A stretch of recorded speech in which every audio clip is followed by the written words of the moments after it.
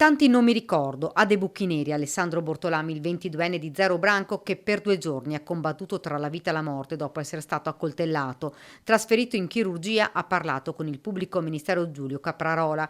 È ancora molto provato, ci racconta il suo avvocato. Lui il primo ricordo che ha dopo essere stato attinto dalle lame di questi aggressori o di questo aggressore è esclusivamente dato e costituito dal ricordarsi di essersi trovato rannicchiato a terra, dolorante, sofferente, con copiose perdite di sangue, aver chiesto aiuto, aver fortemente temuto in quei frangenti per la propria vita e essersi attivato tramite gli amici per essere trasportato in ospedale qui a Castelfranco.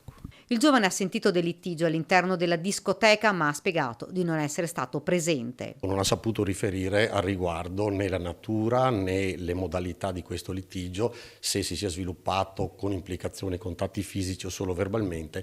Da questo punto di vista lui, non avendo assistito, ha poi subito la decisione del locale, degli addetti alla sicurezza, di essere cacciati e spediti fuori dalla discoteca. Sia il suo gruppo che i 2 ragazzi arrestati sono stati invitati dai bodyguard ad uscire dal locale. Alessandro ricorda di aver fumato una sigaretta.